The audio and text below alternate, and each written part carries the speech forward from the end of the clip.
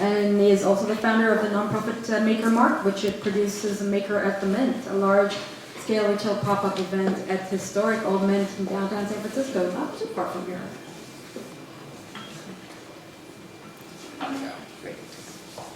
Thanks, Maya. Really excited to be here. I've been pretty involved and very excited and heavily immersed in the maker movement for the last few years.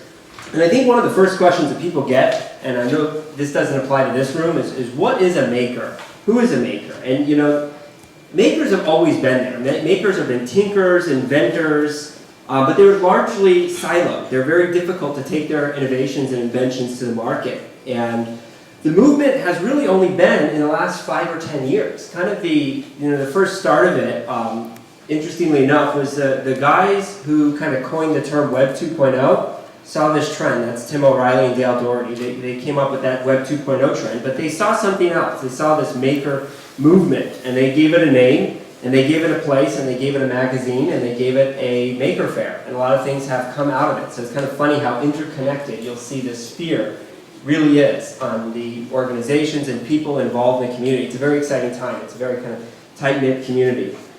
And so it's interesting. I'll just talk for a brief minute about factors driving the movement.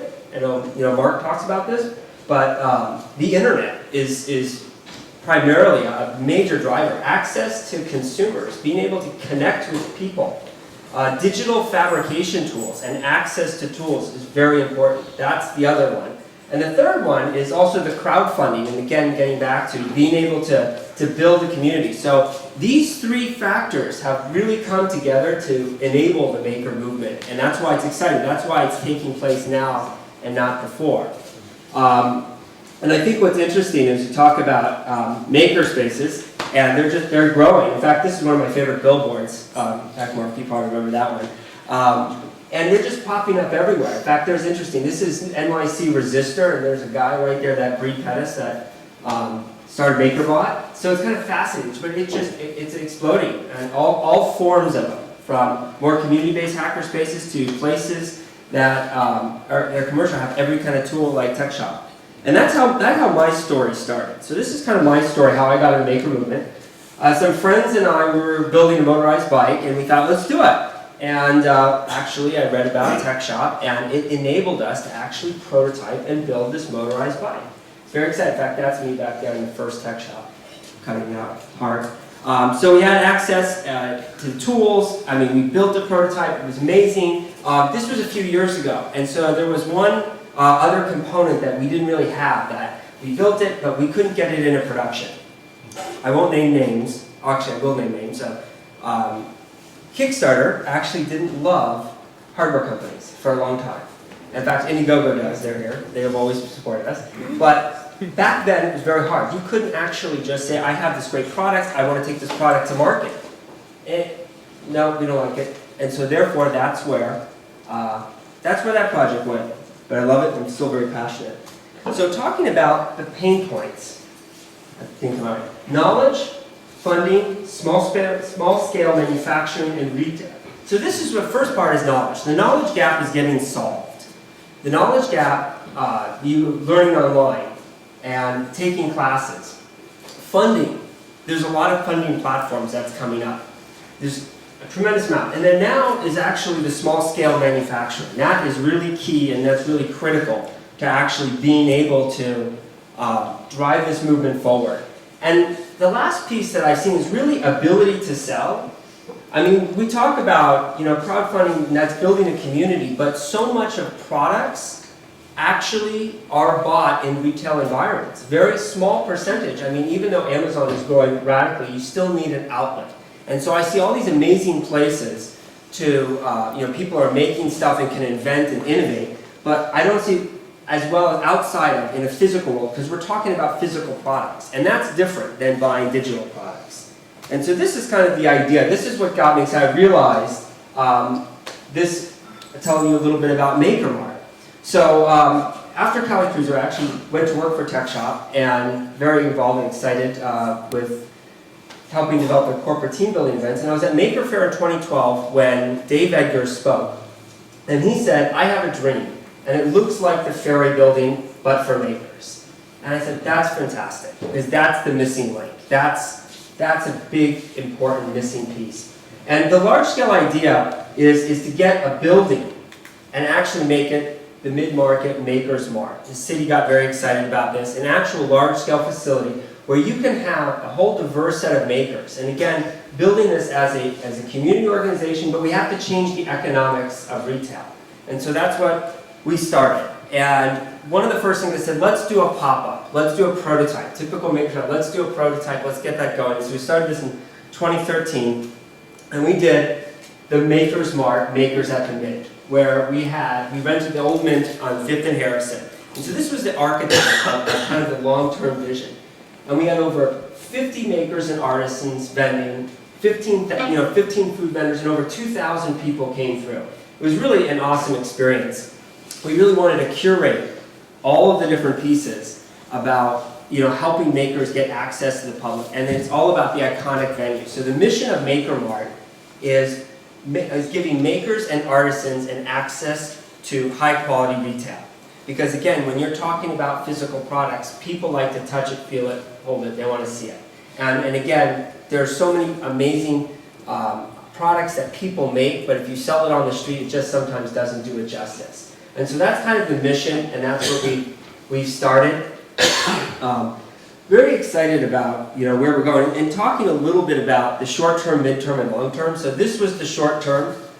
Mid-term is actually securing some more temporary space, but longer-term, smaller storefront, and really have more of event-based retail. And so again, it is very, very community-oriented, but event-based retail. And then long-term, we need $10 million for one of the tech guys to donate. Actually, I already talked to Jack about it. Mark. Yeah. So that's really the vision with Maker Mart and what we're doing. And talking about kind of the future. And so it's very exciting what's going on in the maker movement. The ecosystem, there's so many kind of pieces and platforms coming together. I mean, there are software platforms that give feedback specifically for maker companies and hardware companies. There's funding platforms, there's incubators. All of this stuff is going. These incubators, the funding platforms, all of the new spaces that are coming available are really, it's also reinvigorating local manufacturing. I don't know if you realize this, but Silicon Valley before was always about hardware production and chip fabs. So it's actually reinvigorating a lot of the local manufacturing here. My vision for the future, again, is very much with makers our build it together culture. It's a unique culture. It's very open source.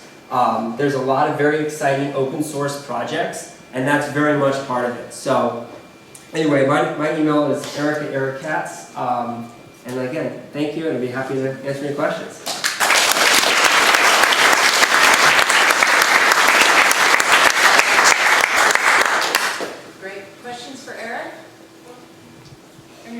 Have you run into any zoning issues or community ordinance issues with regard to the Maker Mart? Yeah, zoning, it's interesting. When you do something like this, having, it's all about if the government wants to help you or get in the way, and they love this idea. This is economic development. It helps the arts. So they actually kind of try to help parties seize despite their best effort, So yeah, you want to get them on your side for sure. And Barbara. As you envision a set of 50 of these artisans in this space, there are, with all of the good work of the TechShop and everything else, a lot more than 50. Do you see these rotating through? And if so, what do you see to be a means to continue that visibility to those first wave of 50? Absolutely. I think Maker Mart can be a great vehicle to help get exposure to artisans and rotating through as well. But I also think it's a means for people to collaborate together. The problem with the current way everybody that sells their stuff is it's booth by booth, one-to-one. We need to work collectively. When you go to Macy's, you don't have the maker, it's not just purses in one area, it's not just jewelry in the other, they're all put together. And so what I really envision and want us to see is the makers actually working together, sharing that burden of staffing and manning the wares part, and then actually integrating the maker merchandise, integrating to put entire rooms together in the furniture department, entire ensembles together for men's or women's fashion, things like that, but actually integrating it and working collaboratively. Is this also a manufacturing space? So it's interesting you said that. Part of the vision when I refined the Maker Mart was actually having small micro-scale manufacturing. So if we got a building like this old Hibernia Bank building, downstairs we'd love to have the micro-scale manufacturing. So built downstairs, sold upstairs, ultimate and eco when you talk about reduction of transportation costs and packaging. So yes, there's a component to that, but we feel with the volume that would quickly kind of stretch that capacity. But importantly, and most importantly, and this is a big piece, is the public loves and is obsessed with how things are made now, right? They don't know.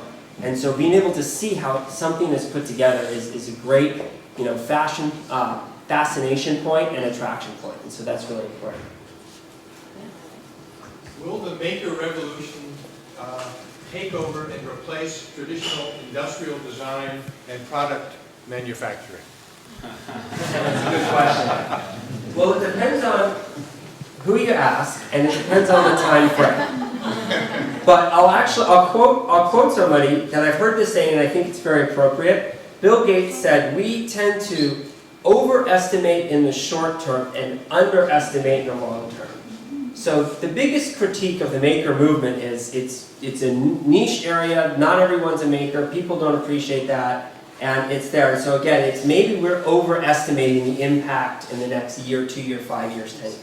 But I think we're really going to underestimate the impact. And I think it's really up to us to decide, where we go with it and what is really valued. But I definitely see the trends pointing into people value things not just they make, but they value originality, they value quality, they value the things that are not being produced in many of the products we see in mainstream stores. Okay. Yeah. Okay, great. Thank you.